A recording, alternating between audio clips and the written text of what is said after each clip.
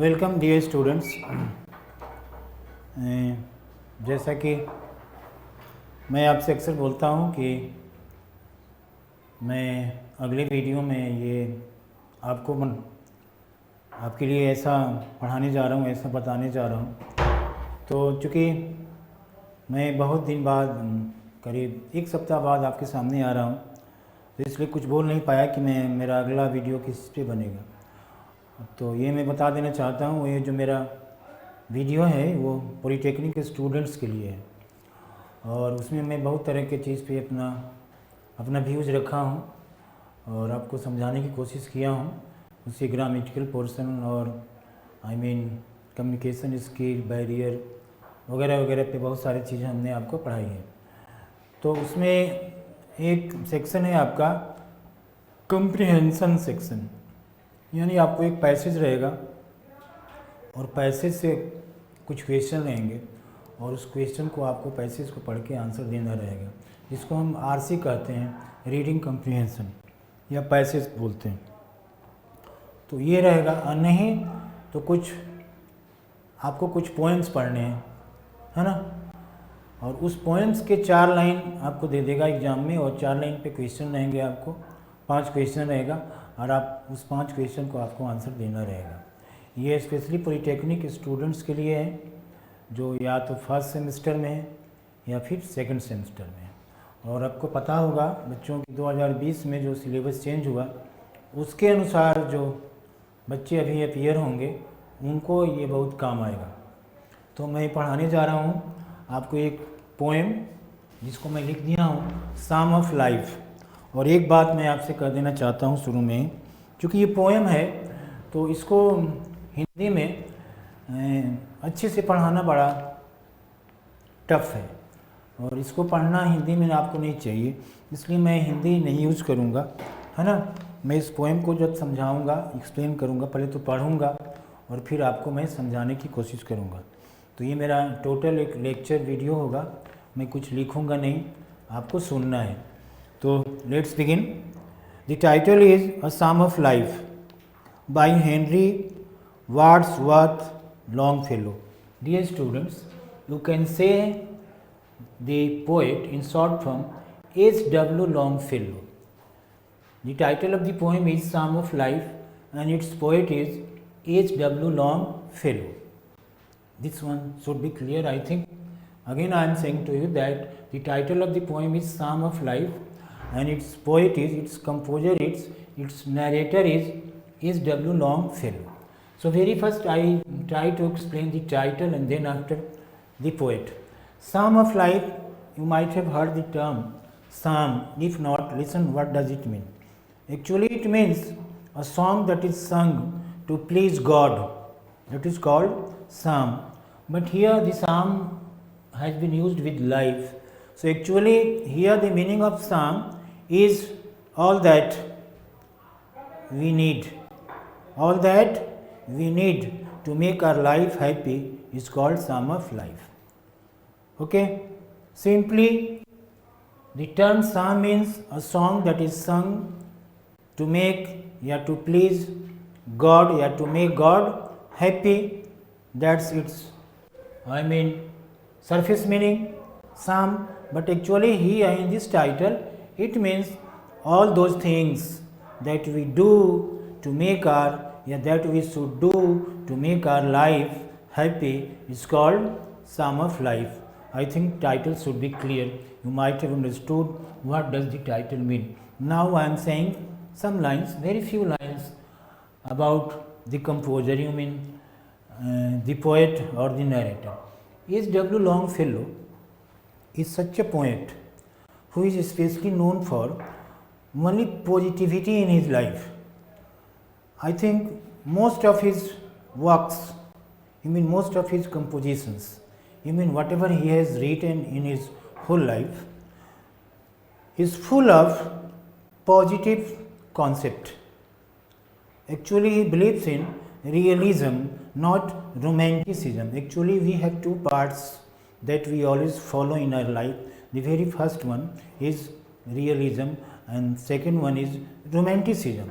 So actually realism is that way of life in which we believe what we perceive, what we find, what we look, and what actually happens, what actually gathers around us is called realism. You mean all those things which are true in their nature, that is called realism. And romanticism means everything that is beyond our reach. You mean that can happen only in imagination, that is called romanticism. So here I am clearing that H.W. Longfellow is the poet who believes in realism. You mean he was a realistic poet who has written his every composition full of positive vibes despite negativity in life. That's clear. And now I am saying actually the source of this poem you must know. Actually here the term life has been associated with sum of life. That means I told you that all those things that we do or that we should do to make our life happy is called sum of life. But one thing I am saying to you that as a human being or as a living body, whether it is we people, animals or even beast, everyone has a certain span of life. Everyone has to live. Okay, everyone has to live, everyone has to lead his life to a certain period, okay, to a certain years. I am going to lead my life for certain years and then after I will die.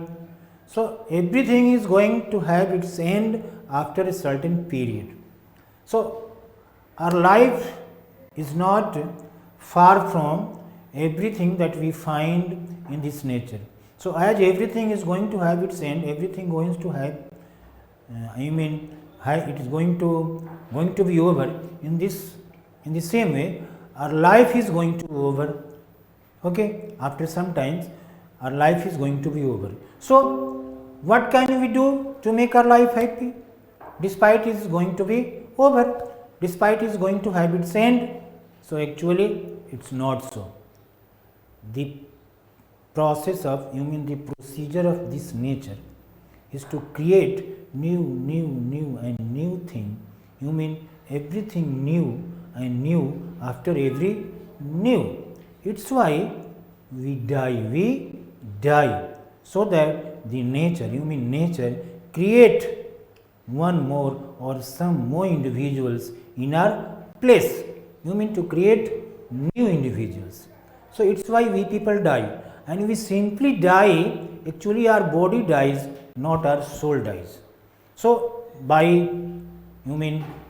with this inspiration, with this view, the poet has narrated this poem.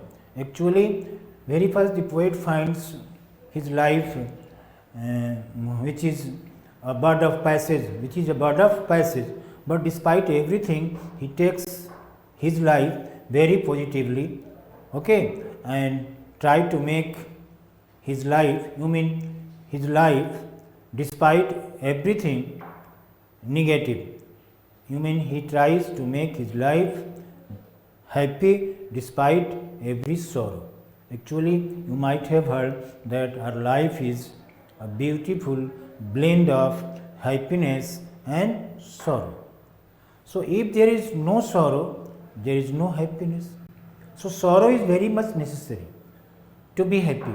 If somebody is sad, only then he can realize, he can taste the real flavor, the real flavor of happiness.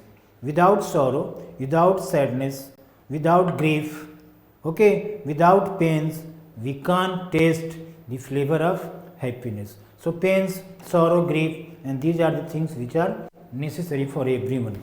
So these are the things that inspire the poet, the narrator, to compose this poem and to make the life happy despite everything unreal.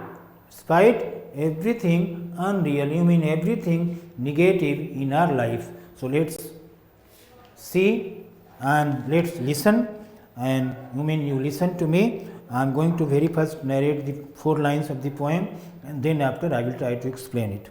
The title is Psalm of Life, that I have already told you, and its poet is H.W. Longfellow. I am reading and you very first listen and then after try to make it out. Tell me not in mournful numbers, life is but an empty dream, for the soul is dead that slumbers, and things are not what they seem. Again I am reading. Tell me not in mournful numbers, life is but an empty dream, for the soul is dead that slumbers, and things are not what they seem.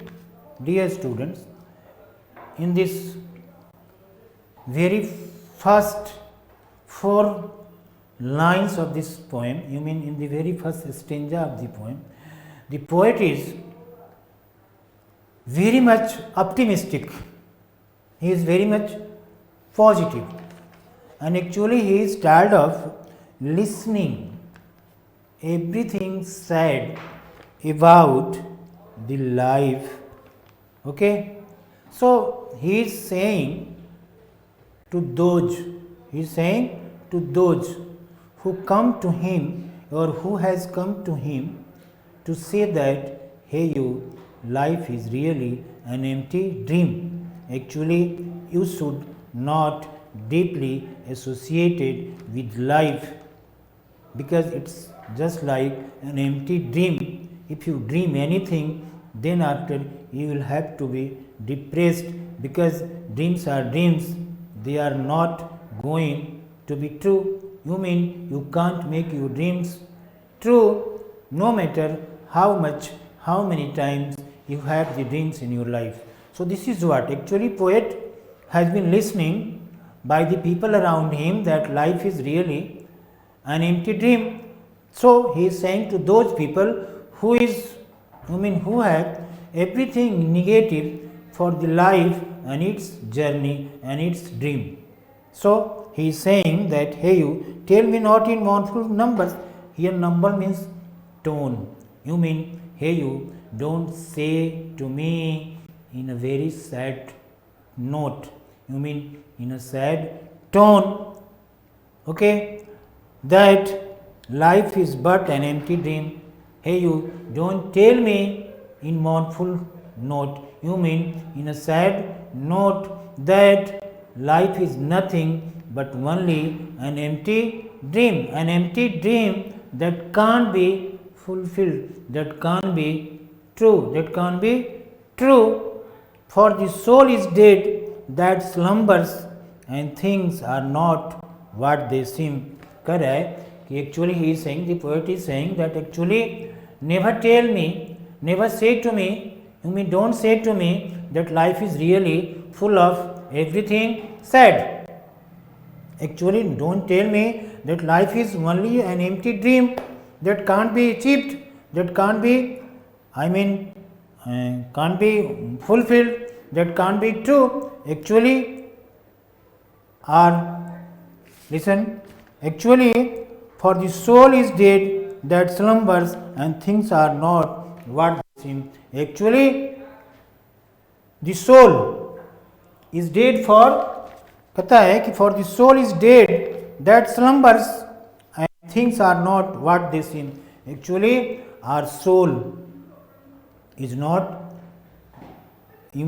our soul doesn't die, our soul is not dead. Actually, it simply sleeps.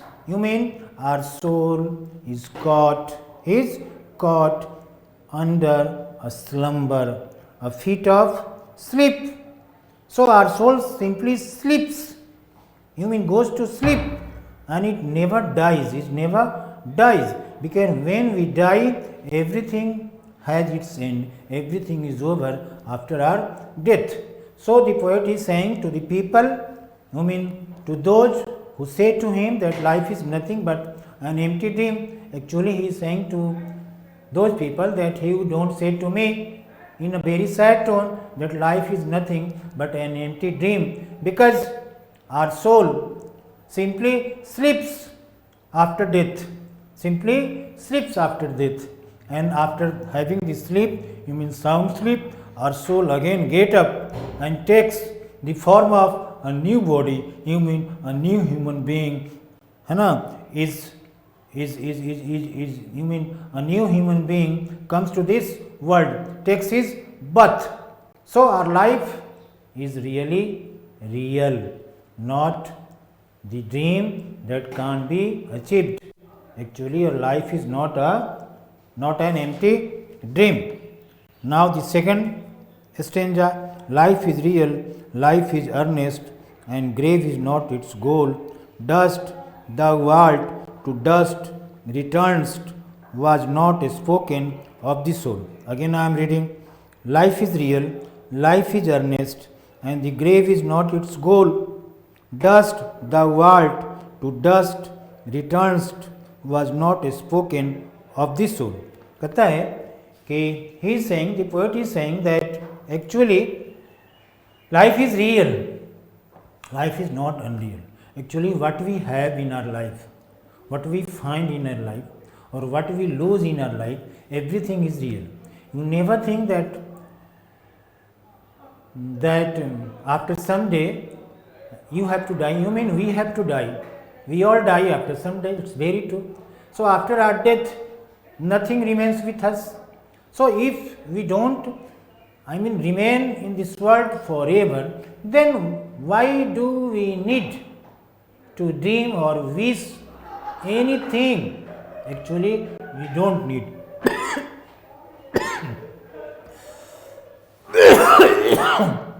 We don't need to wish, but the poet is suggesting us that, hey you, actually our life is real. Everything that happens, even for a short period of time, it has some meaning. You mean everything in our life is meaningful, and if something is meaningful, then it is real. Of course we will die, everything has to be over in our life, but after our death, what we do, what we create, okay, everything remains after our death. And when the people after us, you mean clearing the journey of life from this world, the people, you mean our next generation, you mean the people after us, we take their birth, will enjoy what we live. Okay, so the life is real, life is earnest. Actually our life is real, it is true, and it should be, and it is earnest. Actually our life is really desired. Actually one should, we should desire, okay, to live our life because it is earnest. Earnest means important. Earnest means important. So our life is really an important real journey, and the grave is not its goal. And actually the goal of our life is not the grave. You mean after our death, everyone goes to graveyard or crematory. Crematory is the place where dead body is burnt, cremated. So actually those who are of Hindu community go to crematory. Their dead bodies are taken to the crematory, and there the dead body is surrendered. Dead body is surrendered to the fire. Okay, that is called pyre, P-E-Y-R-E, pyre.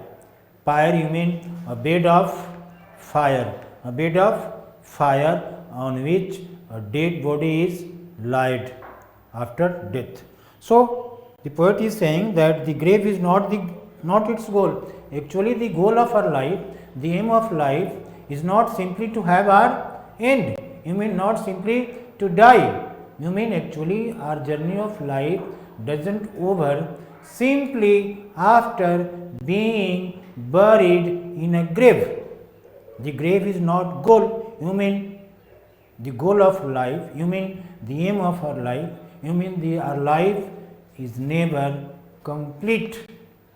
Just simply because of clearing the distance to the graveyard, you mean simply to be buried in a grave. क्यों? Because thou dust thou art, to dust returns was not spoken of the soul, because actually we go to grave just because our body is made of dust, and so it necessary for us, you mean it necessary for our body to go to dust, you mean to mingle with dust. The poet is saying that we all human beings are made of dust, so it's necessary finally for everybody, I mean for we people, to go to dust, to mingle with dust, because from there we have come. So from there we have come, so it's necessary, it's quite obligatory, it's quite mandatory, it's quite, I mean a wise, you mean quite right to go again to dust, you mean to the place from where we have come. So everything in our life is real, not unreal. Never you take your life negatively. Actually everything happens in our life for a positive purpose, for a positive cause. Okay, and so all those dreams that we have in our life can be true if we try for it, and after achieving the dream, you mean after doing the work that we wish to do, we simply die, just because our body is made of dust, and so it necessary for us to go to dust. Okay, so it is why we people die. We never think that we people die just because of a special purpose, a special reason, and so after death everything is over. Actually nothing is over. One thing is over, our bodies in which we all are, I mean you mean in which our soul live, that one go to the grave, our body doesn't go to the, our soul doesn't go to the grave. So this one we should think, not think anything negatively. And then after not enjoyment and not sorrow is our destined end or way, but to act that each tomorrow find us farther than today. Then after the poet is suggesting that actually we especially think to make everything in our life so that we can lead our life happily in future. So before doing anything, I think we all think that what I am doing, what we are doing, that must have a positive response in our life. It is why we do something, and if we find that we are going to get nothing, then time we just simply stop it and don't do it. So thinking this one is all about being negative in our life. Just the poet has told, you mean suggested us in the second stanza, that actually everything in our life happens just because of a certain reason, of a certain worth. So everything has a worth, nothing is unworthy, everything is quite worthy. So not entertainment and not sorrow is our destined end or way. So actually we shouldn't do anything in our life just because of entertainment, you mean just because of pleasure, and we shouldn't stop doing anything just because of displeasure, you mean just because of sorrow. Okay, so the poet is suggesting that we shouldn't do anything in our life out of pleasure, and we should not stop doing anything out of displeasure, you mean out of happiness and out of sorrow. Okay, we should not do anything out of happiness, and we shouldn't stop doing anything out of sorrow, because each our destined end or way, but to act that each tomorrow find us farther than today. Actually this is not our destiny, actually this is not our only destiny. This is not our only destiny. This is not our only target, aim. Okay, that we should do anything just because of happiness, and we should stop doing anything just because of sorrow, because it is not our destination. The destination of our life is to do everything, no matter that has something sad, or no matter that has something happy. Actually, we should do everything that suit us, that suit to human beings, that suit to our surroundings, no matter just after doing or at the beginning of the work we are going to face a lot of trouble, we are going to suffer. Actually, this kind of thought shouldn't let happen to our mind. Actually, we should simply do what God has assigned us without taking care of happiness and sorrow.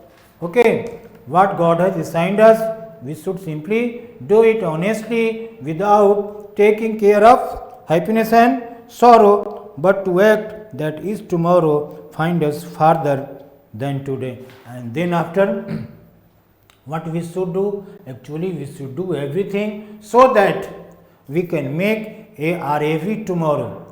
We should do everything, means we should do every activity that can make our today, better than you mean that make each tomorrow find us farther than today. Actually, we should do everything today that it can make our tomorrow better. You mean we should do everything that can make our tomorrow better than today. What we should do? Actually, we should not do anything just because of happiness, and we should not stop anything just because of sorrow. Actually, we should do everything so that it can make our tomorrow better than today. This is what the aim of life, this is what the target of life, this is what the lesson of life. Actually, we people keep thinking that what is going to give me advantage and what is going to give me loss, and thinking these two things, we either do something or stop doing something. So the poet is suggesting us that if you have this kind of notion in your mind, if you are of this kind of mentality, I think you change your mentality and keep doing all those things that God has assigned you, that God has given you, without taking care, without thinking much about profit and loss, happiness and sorrow. Actually, we shouldn't think, because each tomorrow is waiting to be better than today. So we should do everything to make our tomorrow better than today, not do anything just because of being happy, and not stop doing anything just because of being sad. So this is what, if you do these all, your life will be really happy, and this is the sum of life. Actually, this is the sum of life. These are the activities that can make your life happy.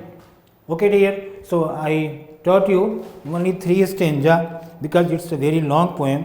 It has 35 lines and 3, 4, 5, 6, 7 and 5 stanza. So I taught you 3 stanza only. Okay, and some more stanzas are still to be taught because it's a long poem. If I teach you all of them, you definitely can't have all in your mind, in your memory. So I am going to have the end of my session today and promise to come back with the remaining stanza of this poem. Again, I am saying to you that you, dear, this Mrityunjay Singh is your teacher, and your comments are very important for me. So I hope you are going to give your comment, and I welcome it, and I also write my phone number. This one is very important, so you can contact me personally, 950-416-2263. Okay, So this is Mrityunjay Singh's my phone number. So thank you very much for watching me. And again I am appearing tomorrow with the rest of the stanza of this title. The title is Psalm of Life. It means all those things that we should do to make our life happy, despite life is a bed of thorns, not the bed of roses. You might have heard, life is a bed of thorns, not the bed of roses. One more quotation you might have heard, that the way of life is not paved with gold. I think the way of life is paved with thorn, nails, pains, sufferings. So despite everything, we should do some, these advised, these suggested activities, and if we do these all, our life will be automatically happy. And these are the things which are the psalm that can make our life happy. So thank you very much. I am going to have the end of my session. Okay.